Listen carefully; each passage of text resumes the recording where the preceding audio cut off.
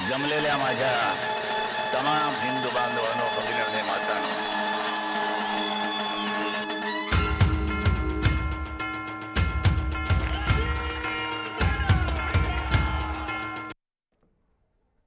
नमस्कार. मी डॉक्टर समीरण वाळवेकर.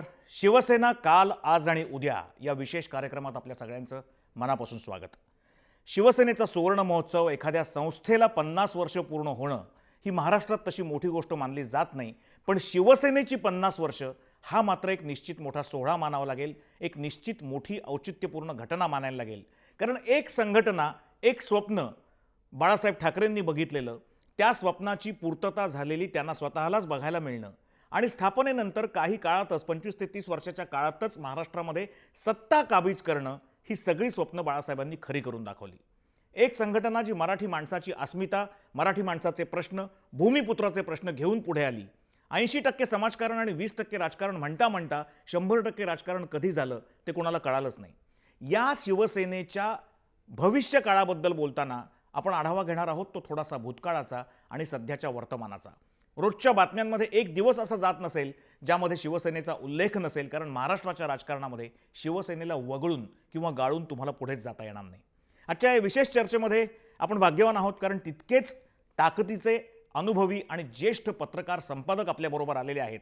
आणि मुख्य म्हणजे आजच्या कार्यक्रमात कोणीही राजकारणी मुद्दामून घेण्यात आलेले नाही आहेत, कारण या ज्येष्ठांच्या नजरेतून शिवसेना कशी आहे ते आपल्याला बघायचं आहे. आजच्या आपल्या चर्चेमध्ये आहेत ज्येष्ठ पत्रकार, महाराष्ट्र टाइम्सचे आणि इतर अनेक वर्तमानपत्रांचे माजी संपादक कुमार केतकर साहेब. कुमारजी, स्वागत आपल्या या कार्यक्रमामध्ये, मनापासून आपण आलात. त्यानंतर आपल्याबरोबर आहेत भारतकुमार राऊत सर, महाराष्ट्र टाइम्स आणि इतर अनेक वर्ष पत्रकारिता केलेले ज्येष्ठ संपादक, तसंच शिवसेनेचे माजी खासदार राहिलेले आहेत असे भारतकुमार राऊत सर.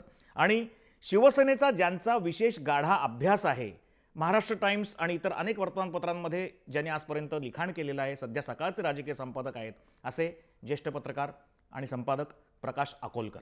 प्रकाशजी, आपलं स्वागत या कार्यक्रमामध्ये. आजच्या कार्यक्रमातला सगळ्यात पहिला प्रश्न मी मुद्दाम प्रकाश अकोलकरांना विचारणार आहे. त्याचं कारण असं, शिवसेनेच्या गेल्या 50 वर्षाच्या इतिहासाबद्दलचं त्यांचं पुस्तक आपल्या सगळ्यांना माहिती आहे.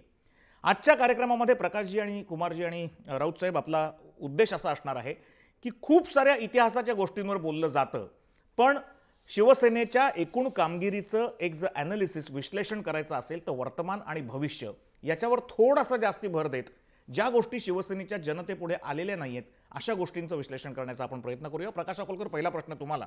शिवसेनेच्या वाटचालीमधले अतिशय प्रमुख महत्त्वाचे 3-4 टप्पे कुठले असं तुम्हाला विचारलं तर तुम्ही काय सांगाल? ते अगदी सहज सांगता येतात, कारण 66 साली जेव्हा हा राजकीय पक्ष नव्हे, ही मराठी माणसांची संघटना आहे असं गृहीत धरून, असं जाहीर करून ती स्थापन जेव्हा झाली, त्याच्यानंतर तेव्हा तुम्ही उल्लेख केलात की बाळासाहेबांनी सांगितलं होतं की 20% राजकारण आणि 80% समाजकारण. पण पुढच्याच वर्षी त्यांनी ठाणे, तेव्हा नगरपालिका होती, ठाणे नगरपालिकेच्या निवडणुका लढवल्या आणि त्याच्या पुढच्याच वर्षी म्हणजे 68 साली त्यांनी मुंबई महापालिकेच्या निवडणुका जिंकल्या आणि तेव्हाच्या 117, 118 काहीतरी वॉर्ड होते, त्याच्यामध्ये त्यांनी 42 नगरसेवक निवडून आणले. हे फार मोठं प्रचंड यश होतं आणि काँग्रेसला, समाजवादी पक्षाला, मुंबईतल्या डाव्या पक्षांना हादरा देणारं यश होतं. हा एक टप्पा होता. या टप्प्यात ते ज्या काँग्रेसविरुद्ध लढले होते त्याच काँग्रेसची फूट 1969 झाल्यानंतर जे 2 गट पडले काँग्रेसमध्ये, त्यातल्या कधी या तर कधी त्या गटाशी समझोता करत त्यांनी 2, 3, 4 वेळेला महापौरपदं हासिल केली. हा शिवसेनेचा सगळ्यात मोठा प्रवास होता. हेमचंद्र गुप्ते, सुधीर जोशी, नंतर मनोहर जोशी असे 3 महापौर त्या काळात 70च्या दशकाच्या सुरुवातीला पाहिले. तरीसुद्धा हे तिन्ही महापौर प्रचंड पॉप्युलर होते. बाळासाहेब ठाकरे प्रचंड पॉप्युलर होते. पण 78च्या मुंबई महापालिकेच्या निवडणुकीत शिवसेनेचा दारुण पराभव झाला आणि तेव्हा बाळासाहेबांनी शिवाजी पार्कच्या निवडणुकीची चिकित्सा करणाऱ्या सभेत उल्लेख केला की मी शिवसेना सोडून जात आहे, तुम्हाला मी नको आहे वगैरे. ते त्यांच्या नेहमीच्या स्टाईलने बोलले. तेव्हा शिवसेना संपली आहे असा उद्गार लोकांनी काढला. त्याच्यापुढे ते काँग्रेसबरोबर गेले. त्यांनी बाबासाहेब भोसलेंचा प्रचार केला. सर्वांना माहीत आहे, ते अन्तुल हे त्यांचे खास मित्र होते. त्यानंतर अचानकपणे 84 साली जेव्हा पुन्हा मुंबई महापालिकेची निवडणूक आली तेव्हा चमत्कार घडला. प्रमोद नवलकर यांनी विधान परिषदेत एक प्रश्न विचारला की मुंबई महाराष्ट्रापासून वेगळा करण्याचा कट आहे का? त्याला वसंतदादा पाटलांनी द्व्यार्थी उत्तर दिलं. त्यातनं तो कट आहे असं सूचित केलं वसंतदादांनी आणि त्या एका वाक्याच्या जोरावर वडवानल पेटवून त्यांनी एक हाती मुंबई महापालिका 1984 साली जिंकली आणि छगन भुजबळ महापौर झाले. त्यानंतर त्यांचा महाराष्ट्रात जो प्रवास सुरू झाला तो 99 साली थोडासा खंडित झाला होता. मध्ये एकदा भुजबळ शिवसेनेला सोडून गेल्याने खंडित झाला. मग राणे गेल्याने आपल्याला वाटलं होतं की शिवसेना संपली. भुजबळ गेल्यावरती सर्व ओबीसी वर्ग सोडून जाईल असं वाटलं होतं, ते खोटं ठरलं. नारायण राणे गेल्यावरती कंप्लीट कोकण जाईल, कुणबी समाज जाईल, मराठा समाज जाईल असं वाटलं होतं, ते खोटं ठरलं. सगळ्यात मोठा हादरा 2006 साली राज ठाकरे यांनी दिला. तेव्हा तर आता पूर्णपणे शिवसेना संपली अशा पत्रकारांनी, राजकीय विश्लेषकांनी गमजा मारल्या होत्या.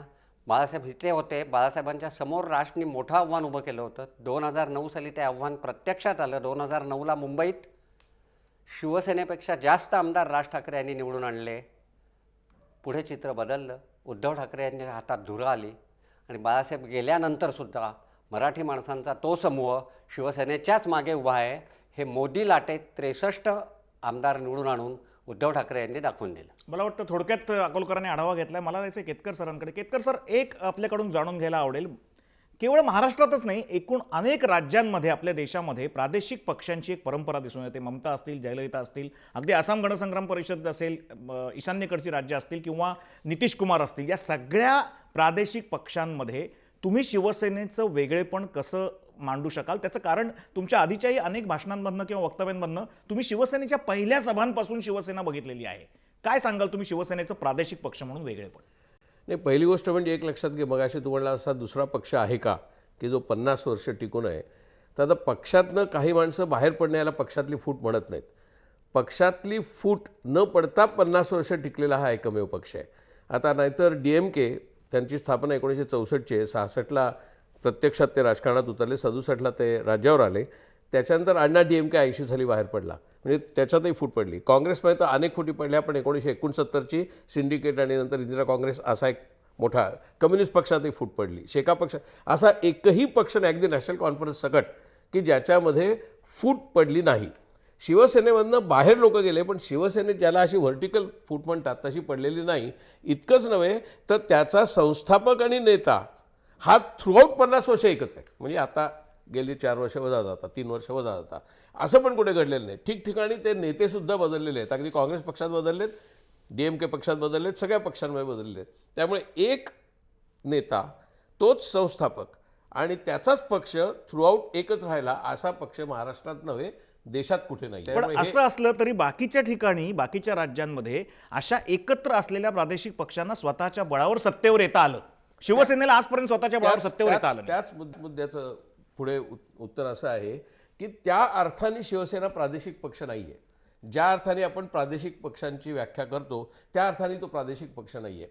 शिवसेनेची स्थापना ही मुंबईत झाली, त्यांचा विस्तार सुरुवातीला फक्त ठाणे, पुणे, काही प्रमाणात नाशिक एवढाच झाला. त्या अर्थाने ते प्रादेशिक पक्ष म्हणून उभे राहिले नाहीत.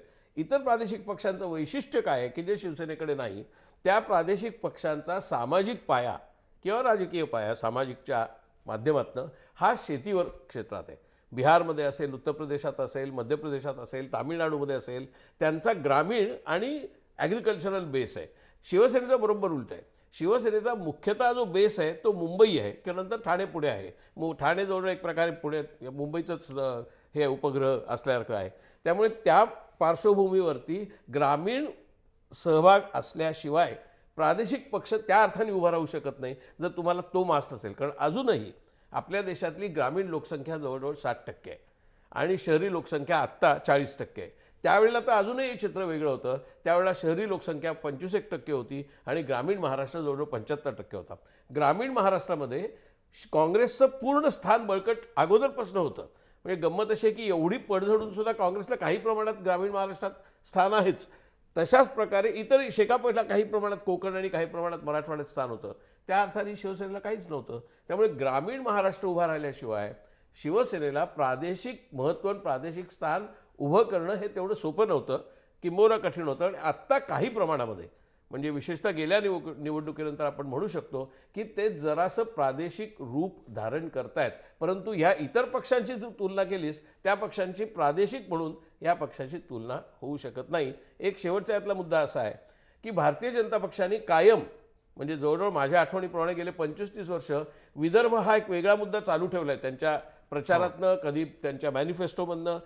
शिवसेनेला तो मान्य होणंच शक्य नाही. असं असताना सुद्धा त्यांची एकजूट आहे आणि ह्या प्रश्नावरती कदाचित उद्याला फुटही पडू शकेल शिवसेना आणि भाजपमध्ये. फोडून देणार नाही, जोडून तोडून देणार नाही वगैरे अशी भाषा शिवसेना करते आणि तरीसुद्धा यांच्याकडे ते चालू असतं मधून विदर्भाचं टुणटुणं. तर त्या पार्श्वभूमीवरती सुद्धा विदर्भ हा खूप नंतर शिवसेनेकडे आला, म्हणजे गेल्याच निवडणुकीत आला. तोपर्यंत विदर्भ त्या अर्थानं नव्हता. प्रकाश सांगेल की 89 नंतर मराठवाडा त्यांच्याकडे यायला लागला. म्हणजे स्थापना 66 साली, बाळासाहेब ठाकरेंची पहिली भेट मराठवाड्याला 89 साली आणि विदर्भामधला विदर्भ विजय हा अगदी अलीकडला. प्रादेशिक पक्षाला असं चालत नाही. प्रादेशिक पक्षाला तिकडूनच सगळे अंकुर फुटायला लागतात, तसे फुटलेले नव्हते. एक वाक्य फक्त बोला, सांगतो. बोला, नाही, बोला, एकच बोला. वाक्य की त्यांनी 1989चा उल्लेख केला. तीही बाळासाहेब स्वतःहून आपण मराठवाडा पादाक्रांत करायला जावं किंवा आपण मराठवाड्यात जावं म्हणून गेले नव्हते. भारतीय जनता पक्षाबरोबर युती झाल्यानंतर प्रमोद महाजन त्यांना घेऊन गेले होते म्हणून ते आले. मला एक याच मुद्द्यावर तुम्हाला तिघांनाही प्रश्न विचारायचा आहे. पहिल्यांदा मी राऊत साहेबांकडे जाईन. राऊत सर, एक सांगा की जर भाजपा ही शिवसेनेच्या आयुष्यात आली नसती, आता असं अकोलकरांनी उल्लेख केला की प्रमोद महाजन आणि भाजपा म्हणजे युती ही कुणाच्या पुढाकारामुळे झाली, पहिल्यांदा दोघांची गरज होती, हे सगळ्यांना माहिती आहे, आपण तो इतिहास बघितलेला आहे. पण एक असा वेगळा विचार जर करायचा झाला तर ज्या मराठी अस्मितेच्या मुद्द्यावर, ज्या भूमिपुत्रांच्या मुद्द्यावर शिवसेना लढत होती, इथल्या मराठी माणसाला अस्मिता मिळवून द्यायचा प्रयत्न करत होती, नोकऱ्यांमध्ये स्थान मिळवून द्यायचा प्रयत्न करत होती, मग ते गुजराती किंवा साऊथ इंडियन किंवा नॉर्थ इंडियन यांच्या विरुद्धचेही लढे होते. या सगळ्या प्रकारामध्ये शिवसेना आणि भाजप हे दोघं जर त्यावेळेला एकत्र आले नसते तर शिवसेना वेगळ्या पद्धतीने प्रादेशिक पक्ष म्हणून वाढली असती का? याचं उत्तर मी द्यायचं तर मी पहिल्यांदा तुम्हाला सांगतो की या दोघांनी आता मला चांगलं विश्लेषण केलंच आहे. परंतु एक आसाम गण परिषद किंवा थोडंफार द्रविड मुनेत्र कळगम जे त्या काळामध्ये अण्णा दुराई यांनी सुरू केली होती, यात हे 2 प्रादेशिक पक्ष सोडले तर बाकीचे सगळे पक्ष, राष्ट्रीय पक्ष काय किंवा प्रादेशिक पक्ष काय, हे राजकीय पक्ष म्हणून स्थापन होतात. शिवसेनेचं तसं नव्हतं. 60 साली महाराष्ट्राची स्थापना झाल्यानंतर इकडच्या विशेषतः मुंबई ठाणे पट्ट्यामध्ये, तेव्हा पुणेसुद्धा नव्हतं, या पट्ट्यामधला जो मराठी माणूस होता, स्थानिक मराठी माणूस होता, याला विशेषतः नोकऱ्यांमध्ये आपल्याला काही मिळत नाही असं वाटायला लागलं होतं आणि मुंबई महाराष्ट्रात आली पण मुंबईतून महाराष्ट्र गेला अशा तऱ्हेची परिस्थिती निर्माण झाली. त्यावेळी ती एक चळवळ म्हणून शिवसेना सुरू झालेली आहे. त्या चळवळीचं नाव शिवसेना असं होतं. त्यानंतर त्याची संघटना तयार झाली आणि संघटनेचा जेव्हा त्यांनी निवडणुका लढवण्याचा निर्णय घेतला त्यावेळी त्याचा राजकीय पक्ष झाला. त्यामुळे चळवळ ते पक्ष अशा तऱ्हेचा शिवसेनेचा प्रवास आहे. त्यामुळे त्यांचा आत्मा जो आहे ना तो आजही संघटना किंवा चळवळ हाच राहिलेला आहे. आता तुम्ही विचारलं की भाजप बरोबर समजा शिवसेना गेली नसती तर काय झालं असतं, या जर तरमध्ये किंतु परंतुमध्ये मला जाण्यात अर्थ वाटत नाही. परंतु शिवसेना आणि भाजप हे जे एकत्र आले ना, हे मराठीच्या मुद्द्यावर आलेले नाहीत. 1985 सालापर्यंत शिवसेना ही शिवसेना म्हणून लढवत होती, मराठी माणसाच्या मुद्द्यावर लढत होती. या सबंध काळामध्ये म्हणजे 67ची पहिली विधानसभा निवडणूक झाली, त्याच्यानंतरची 85पर्यंत शिवसेनेला एकपेक्षा जास्त आमदार निवडून आणता आला नव्हता. आधी वामनराव महाडिक आले, ते पडले, प्रमोद नवलकर आले, प्रमोद नवलकर पडले, छगन भुजबळ आले. यांच्या खेरीज दुसरा आमदार एका हाऊसमध्ये बसलेला आम्हाला आठवत नाही. 1986मध्ये ज्यावेळी विलेपार्ल्याची पोटनिवडणूक झाली त्यावेळी रमेश प्रभू हे निवडून आले आणि त्यावेळी शिवसेनेचे पहिल्यांदा 2 आमदार आले. हे कसे आले रमेश प्रभू? त्या प्रचारामध्ये बाळासाहेब ठाकरेंनी हिंदुत्वाचा मुद्दा आणला आणि त्याच्यावरच पुढे कोर्ट कज्जे झाले आणि रमेश प्रभू यांची निवडणूक रद्दबदल झाली. सुभाष देसाई, रमेश प्रभू आणि बाळासाहेब ठाकरे यांना मतदानाचा हक्क त्यांचा 6 वर्षासाठी बाजूला घेण्यात आला. त्यावेळी बाळासाहेबांच्या कदाचित लक्षात आलं की मराठी हा मुद्दा इलेक्टिव्ह मेरिटचा नाही. मग इलेक्टिव्ह मेरिटचा निवडून येण्याचा मुद्दा काय आहे राज्य पातळीवर, मुंबई पातळीवर, ठाणे पातळीवर असेल, पण राज्य पातळीवर कुठला मुद्दा आहे तर तो हिंदुत्वाचा आहे. आणि त्यावेळी त्यांनी हिंदुत्वाची साथ देण्याचा निर्णय घेतला आणि तेव्हापासून 86पासून हे हिंदुत्वाच्याकडे गेले. त्याच्या आधी भाजपाची स्थापना झालेली होती आणि त्यामुळे हे 2 पक्ष हिंदुत्वाच्या मुद्द्यावर हे एकत्र आले आणि तेव्हापासून लढायला लागले. त्यामुळे जर का भाजप नसता तर काय झालं असतं, तर हिंदू मतं जी आहेत म्हणजे मराठी मतं आहे आणि हिंदू मतं, ही मतं आहेत ना, ही मतं सतत फुटत राहिली असती आणि त्यामुळे भाजपलाही यश मिळालं नसतं, शिवसेनेलाही यश मिळालं नसतं. त्या काळामध्ये भाजपाकडे ग्रासरूट वर्कर कोणीच नव्हती. त्यांची रुरल महाराष्ट्रामध्ये वगैरे कुठेच काही काम नव्हतं किंवा शहरामध्ये काही नव्हतं, परंतु त्यांना नाव होतं, त्यांना स्टॅटस, सोशल स्टॅटस ज्याला म्हणतात तोच त्यांना हे होतं. शिवसेनेकडे मॅनपॉवर खूप चांगली होती, अगदी गटपातळीवर कार्यकर्ते होते, शाखाप्रमुख, उपशाखाप्रमुख, गटप्रमुख, उपगटप्रमुख अशा तऱ्हेची एक प्रचंड चांगल्या पद्धतीची बांधणी झालेली होती. परंतु त्यांना जे सोशल स्टॅटस जे पाहिजे होतं हे त्यांना मिळत नव्हतं. त्यामुळे एकाने ते दिलं, दुसऱ्यांनी मॅनपॉवर दिली आणि त्यामुळे दोघांचे एकत्र हा संसार म्हणजे हा दोघांचा अडचणीचा संसार होता, परंतु तरीसुद्धा तो चालू राहिला, अजून चालू राहिला आहे. केतकर सर, मला एक अगदी वेगळ्या अँगलचा प्रश्न तुम्हाला विचारायचा आहे. मुंबईमध्ये असलेली कम्युनिस्ट कामगार संघटनांचं वर्चस्व, त्यात एका बाजूला काँग्रेस आणि RSS यांच्यामधला प्रचंड टोकाचं शत्रुत्व, म्हणजे बऱ्याच वेळेला असं बोललं जायचं त्यावेळेला की शिवसेना ही वसंत सेना आहे. वसंतराव नाईक मुख्यमंत्री असताना सुद्धा शिवसेनेला बऱ्याच वेळेला काँग्रेसकडून पाठबळ दिलं गेलं आणि कम्युनिस्टांना विरोध करता करता एका बाजूला संघालाही विरोध होत होता. या दोन्ही गोष्टींचं त्यावेळेचं गणित लक्षात घेता कायमच शिवसेनेचा त्यावेळेच्या सत्ताधारी पक्षांनी वापर करून घेतला असं तुम्हाला वाटतं का? या प्रश्नाचं उत्तर म्हणजे ह्या एकाच प्रश्नात 3-4 प्रश्न आहेत. पहिली गोष्ट म्हणजे राष्ट्रीय स्वयंसेवक संघाला किंवा त्या अर्थाने जनसंघाला राजकीय पाया हा काय मुंबईमध्ये फार नव्हता आणि याची अनेक कारणं आहेत. म्हणजे एकच नाही, त्याच्यात मोठा प्रबंधच होईल एवढी मोठी कारणं आहेत. त्यावेळेला म्हणजे साधारणपणे 1924 सालपासनं, म्हणजे 1925ला RSSची स्थापना आहे, 1924 सालपासून 1 वर्ष अगोदरपासून मुंबई ही मुख्यतः कामगार चळवळीसाठी सर्वज्ञात आहे. कॉम्रेड डांग्यांचं नेतृत्व जवळजवळ 1924 पासून पुढे अखेरपर्यंत राहिलं, त्यांच्या पक्षात फूट पडेपर्यंत. आता तो सगळा जो काय म्हणतात ना इतिहास हा घेऊन कामगार वर्ग पुढे आला होता. त्यामुळे मुंबई म्हटलं की ती कामगार वर्गाची नगरी असं म्हणायचे. जसं पुण्याला विद्येचं माहेरघर, तसं मुंबई हे कामगार वर्गाचं माहेरघर. आयटेकची स्थापना, बहुतेक कामगार संघटनांची स्थापना इथे, बहुतेक कामगार पुढारी पण इथे. गिरणी कामगार 2,62,62 गिरण्या, 2.5 लाख कामगार, याचा अर्थ 12 लाख कुटुंबाची संख्या मिळून असा हा मुंबईचा. केव्हाही तू मुंबईला लोकल ट्रेनने पूर्वी प्रवास केलास तर कारखाने लागायचे. अगदी घाटकोपर विक्रोळी पट्ट्यानंतर सुद्धा तिकडे सँकी, चिकार, गोदरेज लाईनीने फॅक्टरीज लागायच्या. पुढे वागळे इस्टेटपर्यंत इकडे गिरण्या लागायच्या. साधारणपणे सर्वजण जे कचेरीत फोर्टाचे जायचे त्यांना गिरण्यांचे भोंगे हा एक दैनंदिन अनुभवाचा भाग होता. ते जर त्या शिफ्टच्या वेळेला भाग होता, अगदी म्हणजे त्यांच्या डोक्यात लावलं होतं. जायचं. तर अशी ही कारखानदारीची नगरी होती. ती कारखानदारी जशी कमी होत गेली तसे वेगवेगळे प्रवाह आणि वेगवेगळे समाज उदयाला यायला लागलेत. अर्थात कम्युनिस्टांचा पराभव मुख्यतः शिवसेनेने केला आहे. त्यावेळेला ती कामगार नगरीच होती, परंतु शिवसेना 1966 मध्ये जन्माला आली त्यावेळी त्यांचा प्रमुख शत्रू RSSचा इथे कुठे संबंधच नाही. त्यामुळे तो मुद्दा अलाहिदाच आहे, अक्षरशः काही अर्थच नाही त्याला. शिवसेना जी जन्माला आली त्यांनी पहिला आघात जो केला आहे तो कम्युनिस्ट चळवळीवरती केला आहे. कारण कम्युनिस्ट चळवळीचं अधिराज्य होतं. म्हणजे साधारणपणे आपण दादर सोडलं की भायखळ्यापर्यंत लाल बावट्याचं राज्य होतं. कॉम्रेड डांग्यांची आधी सत्ता होती. युनियन्स आणि हे सगळंच त्यांच्या हातात होतं. अनक्राऊंड लेबर लीडर असं म्हणायचं. जसं अनक्राऊंड किंग SK पाटील होते, तसे अनक्राऊंड लेबर लीडर म्हणजे डांगे. त्याच्यानंतर जॉर्ज फर्नांडिस सगळे प्रचंड प्रमाणावरती पाठिंबा लोकसमूहात होता. हा सगळा कामगार वर्गाचा प्रभाव ज्या वेळेला होता त्यावेळेला शिवसेना जन्माला आली. शिवसेनेने हळूहळू या सर्व लोकांचे जे संप होते किंवा संघर्ष होते त्याच्यामध्ये घुसायला सुरुवात केली आणि भारतीय कामगार सेनेची स्थापना करून स्वतंत्र समांतर कामगार संघटना सुरू केली. आणि मुंबईमध्ये जे कामगार संघटनांमधले जे संघर्ष सुरू झाले त्यांच्यातली जी यादवी सुरू झाली आहे तिची सुरुवात प्रामुख्याने, इतरही छोट्या होत्या पण प्रामुख्याने ही भारतीय कामगार सेनेच्या स्थापनेनंतर आहे. ती सुद्धा लगेच 66 साली केलेली नाही. 66 साली मुख्यतः बाळासाहेबांचं जे काही धोरण होतं त्याच्यामध्ये समाजकारण जास्त, राजकारण कमी होतं. 67च्या निवडणुकीमध्ये मात्र त्यांनी अप्रत्यक्षपणे राजकारणात भाग घ्यायला सुरुवात केली. मगाशी प्रकाश सांगितल्यामुळे 68 ते थेटच आले. त्यामुळे तो सगळा राजकारणाचा प्रवाह नंतरचा आहे. त्यामुळे आव्हान जे होतं ते प्रामुख्याने कम्युनिस्टांना होतं. 1969 मध्ये दळवी बिल्डिंगवरती हल्ला झाला आहे.